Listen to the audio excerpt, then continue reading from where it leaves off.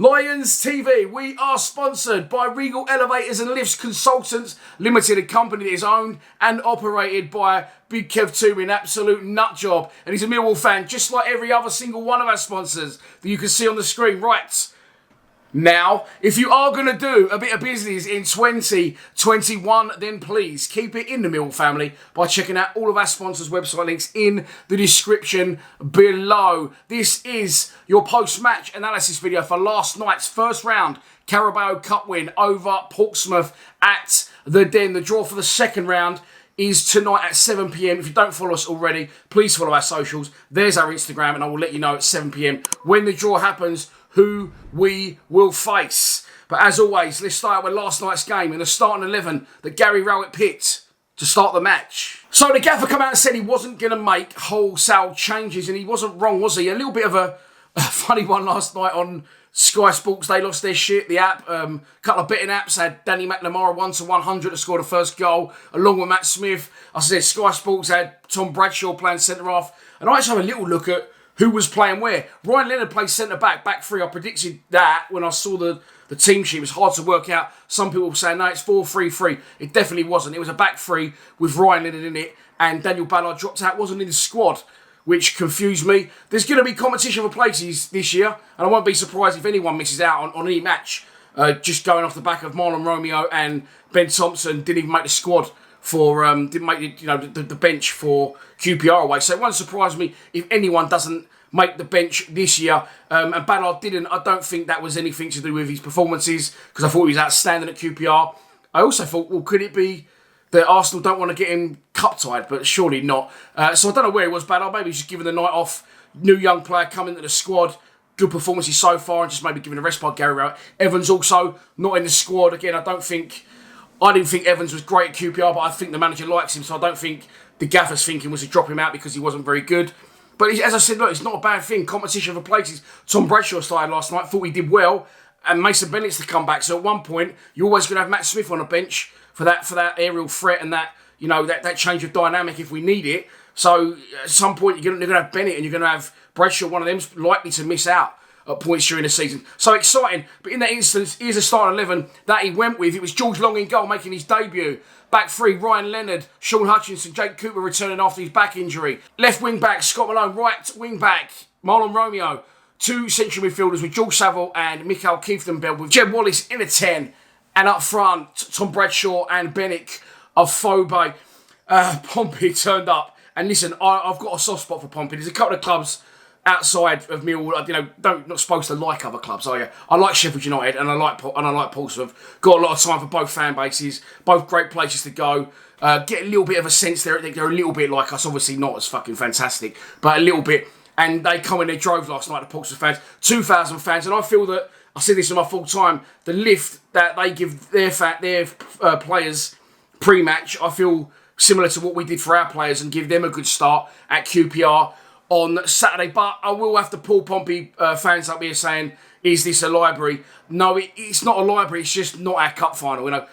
Portsmouth coming to Little Old Mill, of course, is a massive day out for them. So we're at home. We're in midweek. We're not going to get terribly excited about that one, Pompey. Sorry, I know you were, and fair play to you. You sung. You was good fans. You let a flare off, though, which you got marked down for in my book when the goal went in. Good start from you. Look lively. Of course, three ex-Millwall players in their starting lineup. Ryan Tunnicliffe, centre midfield. Sean Williams, centre midfield. And up front, John Marquis. And a lot of good side. They should go well in the division. They always threaten to do well. They always make the playoffs, but can't get to that next step. And hopefully for them, I hope they honestly do get back to the Championship, because Fratton Park is an excellent away day and not a million miles away either, is it? So, good start for Pompey. Jed Wallace, we've seen both sides of him now within a week. Brilliant side. Of course, both goals last night had a hand in them, but I'm talking about the goal at QPR and his performance on Saturday. And then I've seen him do this about 150 times. That's exaggerating. I've seen him do it about 7 times at the Den, trying to play balls in areas that he shouldn't be, or trying to do things in areas that he shouldn't be. It's a loose pass that doesn't make Jake Cooper. Pompey player latches onto it. Shot from distance. It's a good goal. Maybe I'm just too critical of goalkeepers. I like the look along, and I think he's going to be eventually Barkowski's long-term replacement. He's an absolute. He's got a frame on him, the guy. You know, he's tall. Obviously, goalkeepers are, but very, very muscly. And I've been watching him warm-ups quite a lot. Good with both feet as well. So I think he can play out from the back as well, which a lot of modern goalkeepers need to be able to do. I don't know. It was a thunderbolt, but for me, it's not gone in the corner, is it? It's gone sort of middle of the goal, and he's dived full length. So I don't know whether it swerved. It may have swerved. I don't know. Maybe I'm being overcritical, but. Regardless, Pompey go 1-0 up, and then for the next sort of 15 minutes, it was all Pompey. And I was just thinking, it's going to be one of them nights where we're just not going to score a goal. But eventually, we did start to turn the screw, and I'm going to give a shout out again to Tom Bradshaw. I sort of rushed it last night, my full-time reaction, but I thought Bradshaw, listen, like my mate sitting next to me, Daryl said yesterday, he isn't lazy, is he, Bradshaw? He is a Millwall-type player. He is full of energy. He runs channels. He works hard for the shirt. Yes, he's not going to score 20 goals a season, but no one at Millwall is. Unfortunately, that's the reality. Anyone in that team, Benny Kofobi worked hard last night, but he's finishing a lot to be desired. But no one's going to score 20 goals at Millwall. I'm sorry. I just don't think it's going to happen. I think League One, Millwall will always have a 20-goal season striker, like they've had with Gregory, like they've had Morrison, like they've had Harris. But in the Championship, I think you've got to go back to Teddy Sheringham was the last time he had one. I don't think you're likely to see that ever again at Millwall. So Bradshaw does very well. Marlon Romeo, well, by the way, of course, he got stiff competition from Danny Mack now. And Marlon Romeo, I thought, had a very, very good game last night. He's so excited to watch going forward. Just at times, again, it's his final ball that don't always quite make the mark. But I'm going to say something here that I've noticed, and I think it's quite an interesting one. So let me know what you think in the comments below. Danny McNamara, for me, is better than Marlon Romeo. However, I think Jed performs better when he plays with Marlon Romeo. So it's a difficult one. Maybe he's played with Jed for years, hasn't he, Marlon? So they've got that understanding, and I think Jed performs better with Marlon, but I think Danny Mack's better.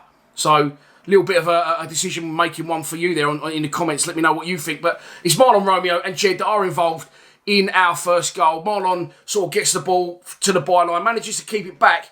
And Tom Bradshaw's second best does so well to get in front of his defender. And that's sort of work that won't go noticed as much. If you don't see Bradshaw on the score sheet, you think, oh, shit, he can't, he's no good, he don't score goals. But he did brilliant to get in front of his defender, work hard, keep that ball alive. Jed shoots, keeper saves it. And I think he said Scott Malone doesn't miss from there. 1-1. Interesting thing on Malone as well. I've noticed this during the warm-ups. It could be quite boring, but I'm going to tell you. Noticed it at QPR.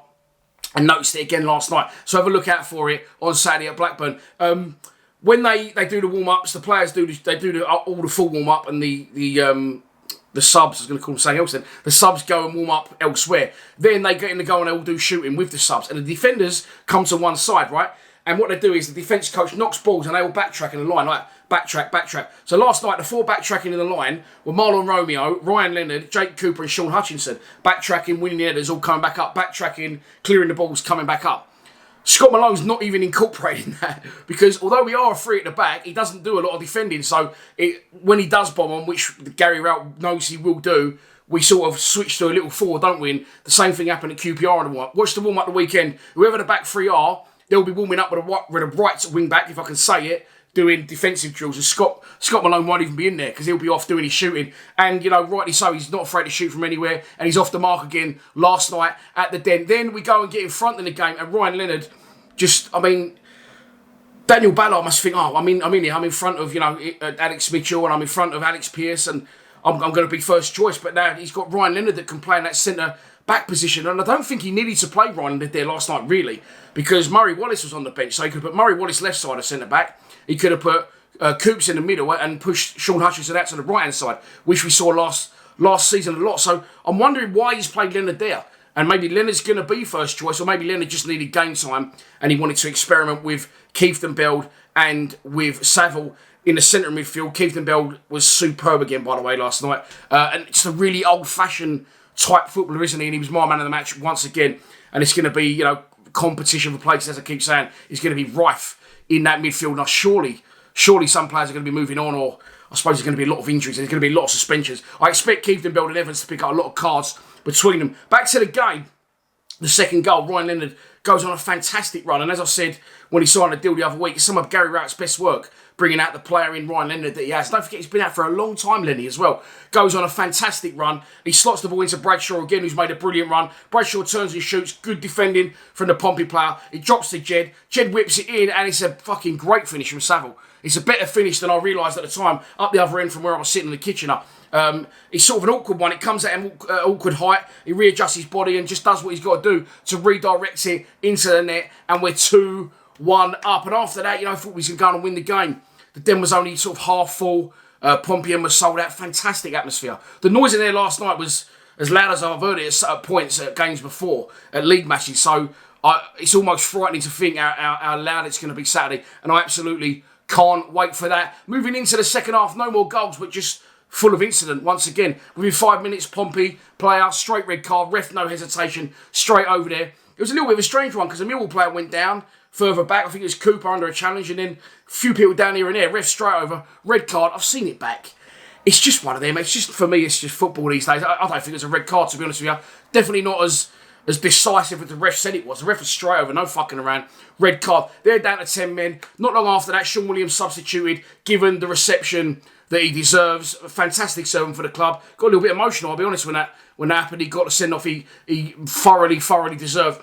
And I forgot to mention this on social media. I put it out earlier. Someone put it on Twitter. I'm going to show you now on the screen. Picture of Sean Williams there. The only player not to move and get involved in Pompey celebrations when they did take the lead early on in the game. Fantastic servant for the club. And I do honestly wish him all the best going forward for Pompey. Hopefully he can drag them out of that division because they've been in there languishing for a little while now. After that, Ben Thompson comes on. He's one of the most friendliest games in the world. It wasn't. We're not like that, are we? But that's as friendly as I've seen it. The crowds were going at each other, but the respect shown from both sets of fans mutually for individual players. I see you had 3 Millwall ex-players in the Portsmouth lineup. Sean Williams goes off to a fucking brilliant reception. I think Portsmouth fans were chanting Jed's name at one point, and then Ben Thompson comes on to chance to sign him up. So, a little bit of a unfriendly friend, it's as nice as I've seen it. Niceties. There was pleasantries being exchanged without a shadow of a doubt in the respect of players' abilities, really, more than fans, I suppose. But, other than that, the game, Portsmouth down to 10 men, went into super defensive mode, 4-4-1.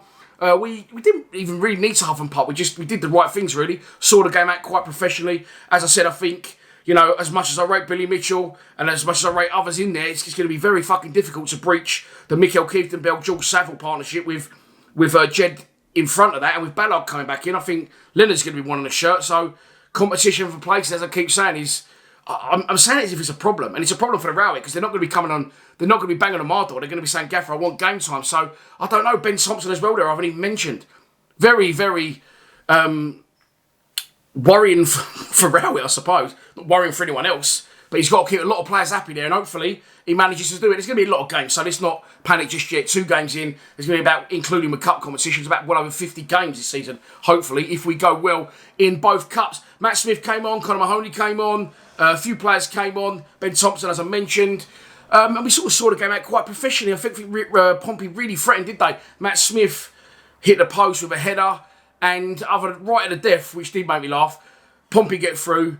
George Long comes out. Very brave save at the feet of the player, but the loose ball falls to another Pompey player who pops it goalwards, and Ryan Leonard jumps back on the line and heads it off the line and keeps it 2-1. And as much as we're all saying, football, no football at den, at home, at church, we can't wait to go back, the hallowed turf, the look of people's faces around me, the size of relief when that didn't go in and the game didn't go to extra time. I'm like, whew, all right, 17 months, we're glad to be back, but fuck me, we don't need extra time. Need extra time like a hole in the head. So the game ends 2-1. There you go. And I don't always do post-match analysis for the Carabao Cup matches just because sometimes I'll incorporate it in a Thursday club because I'll do a preview tomorrow for the Blackburn game. But I just thought so much happened in that game. I don't want to give my opinions on that. So why not do another video? And here it is. And I hope you've enjoyed it. Please subscribe to Lions TV. Come on, you Lions.